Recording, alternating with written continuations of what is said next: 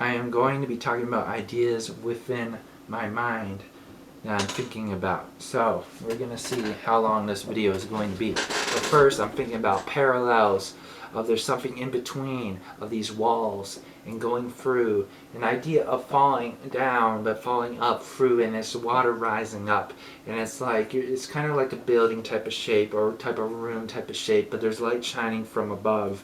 But then it's like the water goes lower and then break through the concrete. It's like the concrete was very soft or something. You just broke through it and you fall through different realms or something of like you transport from one location to another.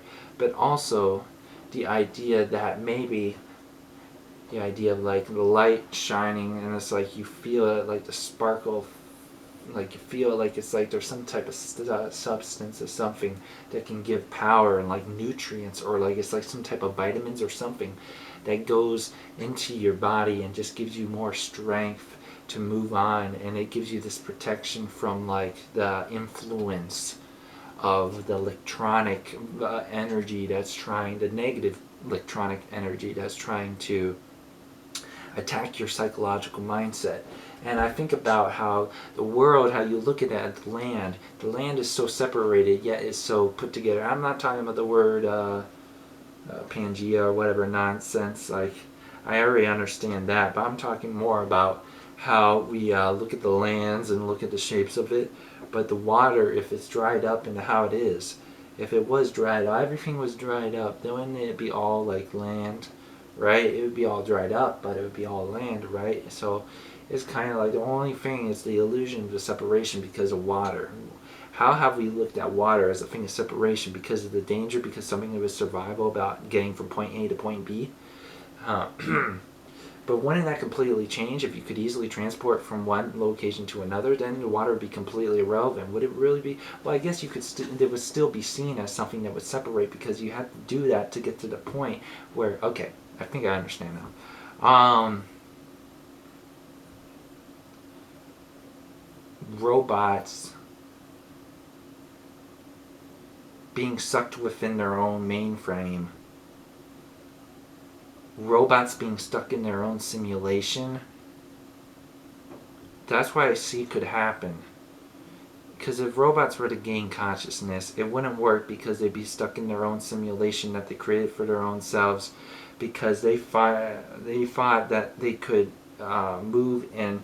But there's a problem with the awareness, is that the problem with robots is if they become too aware, they will just create their own simulation for their own selves and be stuck in their own simulation, and they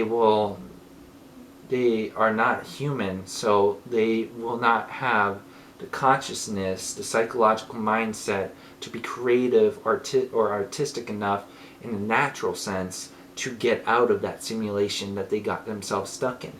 And that's it for this video. I can't think of anything else.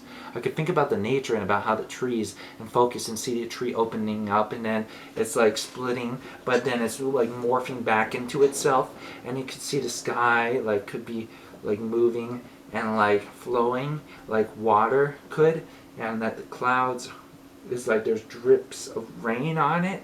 It's like the complete opposite of how rain comes from the clouds and drips onto the water, but instead somehow it's of the visual look, it's on the sky. Now you could do that with video editing and it wouldn't look that crazy, but if you were to see it in real life when you were looking up, that'd be like, why is it, what's going on, right? That would be like a huge event, right? Even if it was only happened once and got caught on video in one place in the world, right?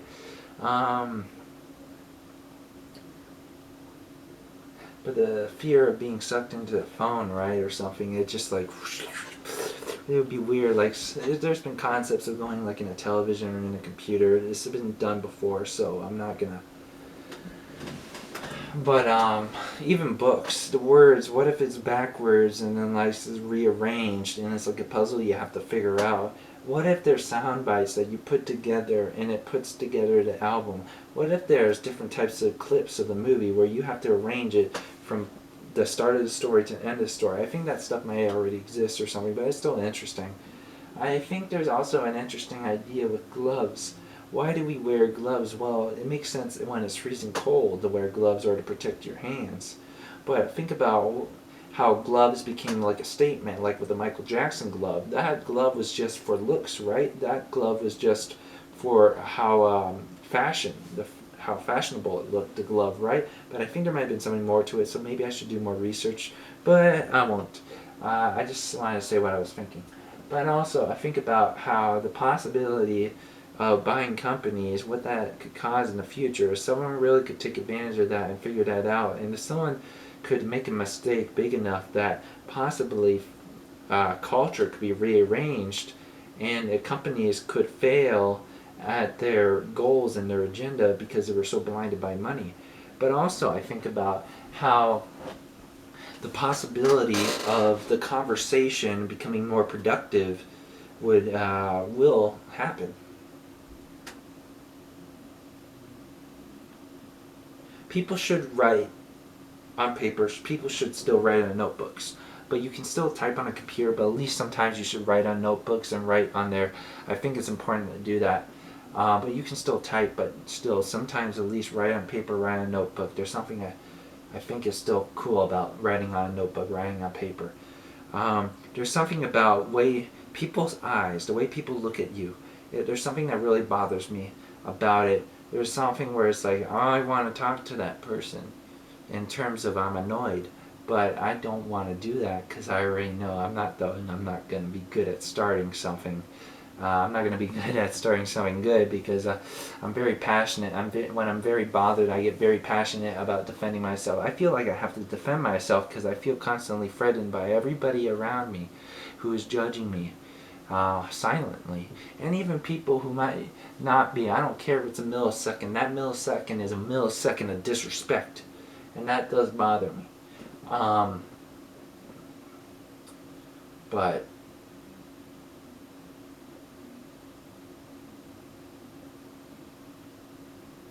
it's interesting. The peach color is a very interesting color. It's like an orange type of color. I'm going to look it up. There's something about it that's very interesting, a peach color. I don't know if there's another name for it. I'm like talking about more like the orange looking. Yeah, that. It looks very interesting. Peach is a color that is named for the pale color for the yeah, so it's like, yeah, look at Wikipedia, look at peach color. There's something interesting about that color. But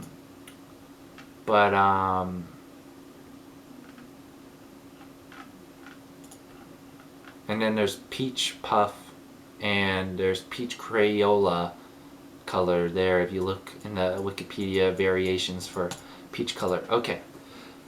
I'm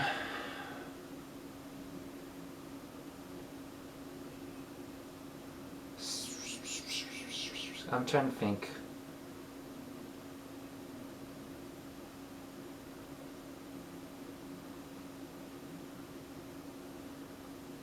I think the best thing about the wearing the masks thing, it's awesome because it showed the truth about everybody wearing masks. Yeah, that one was pretty simple. You know, personas, lying, people lying.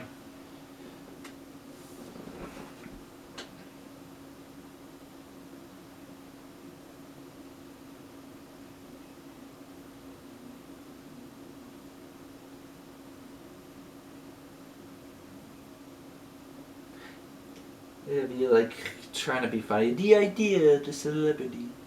But I think celebrity, that idea is just trash. You need to be more than a celebrity. You need to be someone who's actually doing something that's productive and something that's actually going to help people instead of just entertaining people or just giving them a distraction. You need to make people think, and that's what I'm doing. I'm making people think.